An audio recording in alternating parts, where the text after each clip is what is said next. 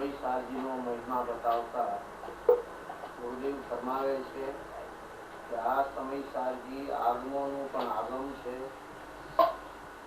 લાખો શાસ્ત્રનો નિચોડ છે, જૈન શાસનનો સ્તંભ છે, સાધકને કામધેનુને કલ્પ વૃક્ષ છે, તથા છઠ્ઠા અને સાતમા અવસ્થાને ધ્રુતા મહામુનિના અનુભવમાંથી આવેલી આ વાણી છે. ગુરુદેવે જે આગમોનું પણ આગમ કહ્યું એ કયા ભાવથી કહ્યું છે કૃપા કરીને સમજાવું. આગમ નો આગમ છે, પરમાગમ છે, દરેક આગમ નું આગમ છે, અધ્યાત્મ થી ભરેલું છે. આત્માને મુક્તિ નો માર્ગ મળે એવું છે, આત્માના સ્વરૂપ ની વાત છે. અને મુનિરાજ છઠ્ઠી સાતમી ગુણસ્થાને જોડતા મુનિરાજે કરેલું છે, પણ આગમો નું આગમ છે. દરેક આગમ જેનામાંથી મુક્તિ નો માર્ગ મળે એવું છે.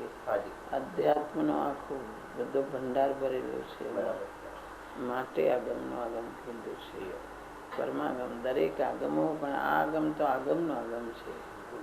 મુક્તિ નો માર્ગ, આત્માનું સ્વરૂપ, આત્માનો સ્વભાવ, કે આત્મા આશ્ચર્યકારી વસ્તુ છે, એની સ્વાનુભૂતિ કેવી હોય, એનો મુક્તિનો માર્ગ કેવો હોય, જ્ઞાતાનું કર્તાનું બધું અનેક જાતનું સ્વરૂપ એમાં આવેલું છે, માટે આગમનું આગમ છે. કામધેનુ ગાય જેવું છે, જે જોઈ બધું એમાંથી મળે છે. બધું નિશ્ચય વ્યવહારની સંધિ બધું એમાંથી મળે છે.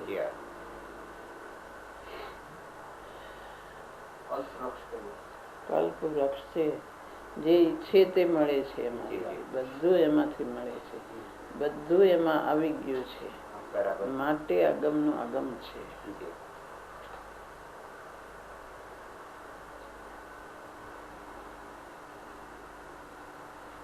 સાધક ને કલ્પવૃક્ષ સમાન છે, જે જોયે બધું મળે છે.